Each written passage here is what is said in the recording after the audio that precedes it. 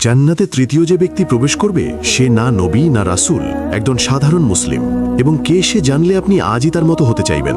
কবরের আযাব নেই, হিসাবের ভয় নেই, সোজা জান্নাত। কে এই ভাগ্যবান? শেষ পর্যন্ত দেখুন। আসসালামু আলাইকুম ওয়ারাহমাতুল্লাহ। আজ বলবো জান্নাতে প্রথম যে তিনজন প্রবেশ করবেন এবং তৃতীয় জনের পরিচয় জানলে আপনার জীবন বদলে যাবে। প্রথমে জেনে নিন প্রথম কে। অবশ্যই রাসূল সাল্লাল্লাহু আলাইহি ওয়াসাল্লাম।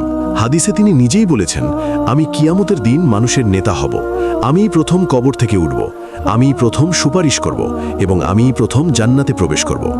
জান্নাতের দরজায় ফেরেশতা জিজ্ঞেস করবে, আপনি কে? তিনি বলবেন, মুহাম্মদ। ফেরেশতা বলবে, আপনার জন্যই আমাকে দরজা খুলতে বলা হয়েছে, এবং সবার আগে তিনি প্রবেশ করবেন। দ্বিতীয় কে?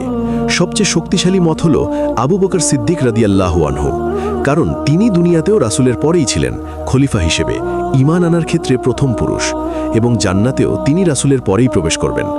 এবার শুনুন তৃতীয় কে। এটা অবিশ্বাস্য, একজন শহীদ।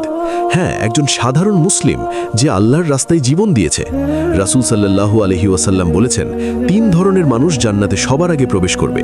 একজন শহীদ, একজন কৃতদাস যে আল্লাহর হক এবং মনিবের হক আদায় করেছে, এবং একজন গরিব মানুষ যার পরিবার আছে কিন্তু সে নিজেকে হারাম থেকে দূরে রেখেছে।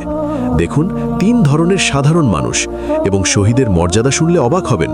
হাদিসের শহীদের 6টি বিশেষত্ব বলা হয়েছে। এক, প্রথম রক্তবিন্দু পড়ার সাথে সাথে সব গুনাহ মাফ হয়ে যায়, তাকে সাথে সাথে জান্নাতে তার স্থান দেখানো হয়, কবরের আযাব থেকে রক্ষা পায়, কিয়ামতের বড় ভয় থেকে নিরাপদ থাকবে, মাথায় সম্মানের মুকুট পরানো হবে, ৭২ জন হুরের সাথে বিয়ে হবে, এবং সবচেয়ে অবিশ্বাস্য, শহীদ মৃত্যুর কষ্ট অনুভব করে না। হাদিসে এসেছে শুধু টিকটিকির কামড়ের মতো সামান্য অনুভব করে। এজন্যই শহীদ যখন জান্নাতের নিয়ামত দেখবে তখন চিৎকার করে বলবে, হায়, আমার ভাইয়েরা যদি জানতো আল্লাহ আমাকে কি দিয়েছেন। এবং সে আল্লাহকে বলবে, আমাকে দুনিয়ায় ফিরিয়ে দাও, আবার শহীদ হব। কিন্তু আল্লাহ বলবেন, না, তুমি এখানেই থাকো। তাহলে র্যাঙ্কিং দাঁড়াচ্ছে, প্রথম স্থান রাসূল সাল্লাল্লাহু আলাইহি ওয়াসাল্লাম, দ্বিতীয় স্থান আবু বকর সিদ্দিক রাদিয়াল্লাহু আনহু, তৃতীয় স্থান একজন শহীদ। এবং আরেকটা বিশাল সুসংবাদ, হাদিসে এসেছে দরিদ্র মুসলিমরা ধনী মুসলিমদের থেকে 500 বছর আগে জান্নাতে প্রবেশ করবে। কেন?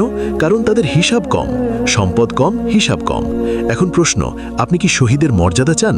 শহীদ হওয়া নাও হতে পারে, কিন্তু শহীদের মর্যাদা পেতে পারেন। রাসূল সাল্লাল্লাহু আলাইহি ওয়াসাল্লাম বলেছেন, যে ব্যক্তি আন্তরিকভাবে শাহাদাত কামনা করে আল্লাহ তাকে শহীদের মর্যাদা দান করেন, যদিও সে বিছানায় মারা যায়। তাই আজ থেকে দোয়া করুন, ইয়া আল্লাহ, আমাকে শহীদের মর্যাদা দান করুন, আমিন। লাইক করুন, শেয়ার করুন এবং কমেন্টে লিখুন, ইয়া আল্লাহ, শাহাদাত দান করুন, এবং আমাদের ইসলামিক 7 চ্যানেল সাবস্ক্রাইব করুন। জাযাকাল্লাহু খাইরান।